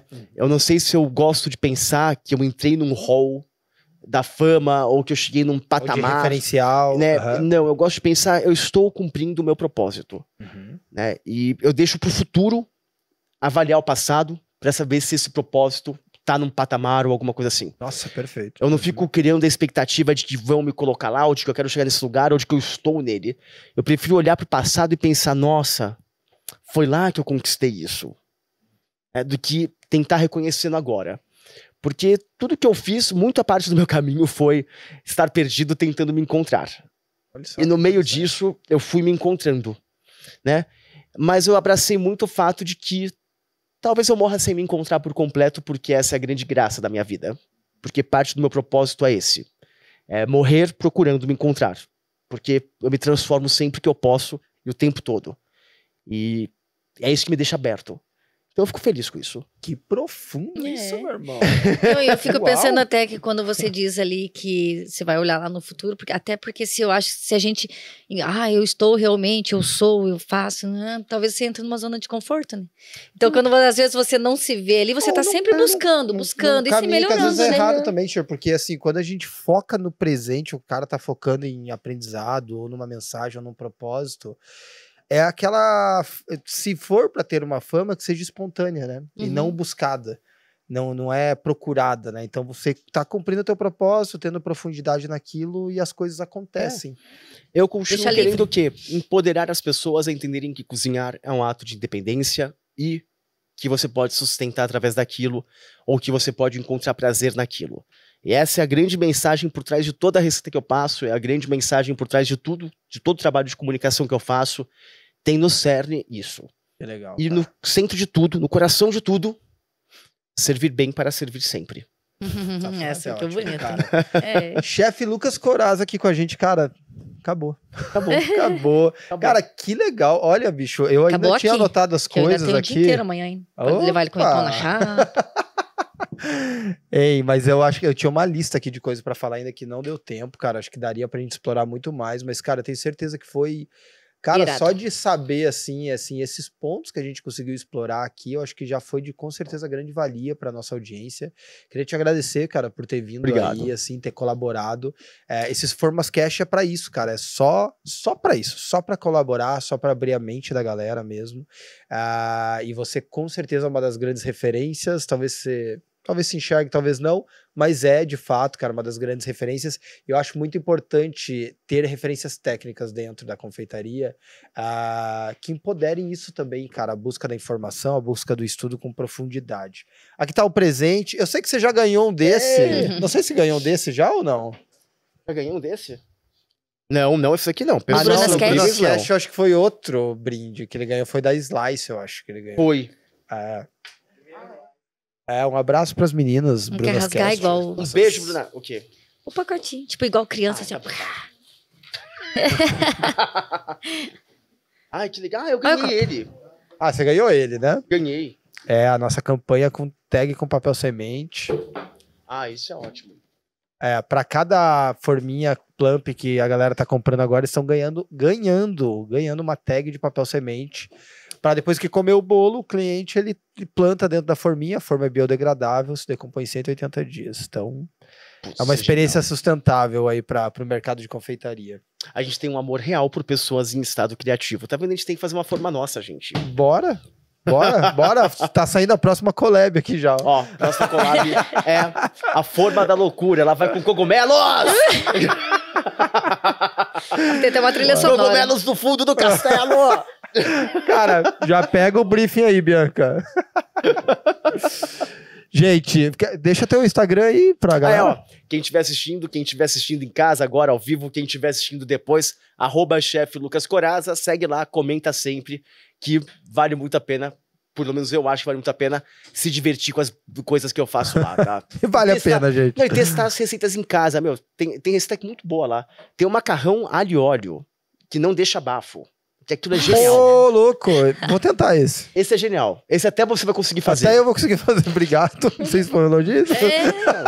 Bem-vindo ao time. Bem-vindo ao time. Da grande autora do Cudim. A gente tem agora... Eu falei bem-vindo ao time. O Cudim da É importante Chile. Nesse momento do Cudim mostrar falar que eu aprendi, o que é ele, tá? Hein? Tipo, tem que pôr ali a referência do Stories. Posso falar que eu aprendi o Cudim com você? Não, acho melhor não. Só pra poder me vingar, não? Melhor cada um com o seu cookie. Cada um cuida do seu Cudim, né? Pode deixar que eu cuido do meu, eu cuido do seu. Shir, deixa ter outras redes sociais aí também. O meu é Shirley_Macedo. Tá, e gente, pra você assistir... Mas não tem nada de confeiteiro lá. E ela é mais engraçada ao vivo, tá? Ela é super pro forma. Ela tem que se soltar mais. Você me stalkeou? Nossa! Nossa, assim você me mata. Gente, ela não é assim na rede social dela. Não sou. Pra você assistir esse episódio aqui, gente, no @Suformas vai ter os cortes, @Suformascast também. Do canal do nosso YouTube, do Suformas, você encontra o episódio completo em vídeo, editadinho, hein? Capitulado, né, Gui? Que fica no capricho lá. E também no Spotify, gente. Tá no treino, tá correndo, tá fazendo a encomenda do dia, coloca no foninho lá e ouve, que vale muito a pena e com certeza vai trazer muito crescimento pra sua vida e também pro seu negócio. Valeu? Valeu, foi ótimo. Muito obrigada. Valeu, gente. Obrigado pelo convite, viu? Valeu, obrigado meu querido. Mesmo. Obrigado, gente, cara. Foi ótimo. Valeu.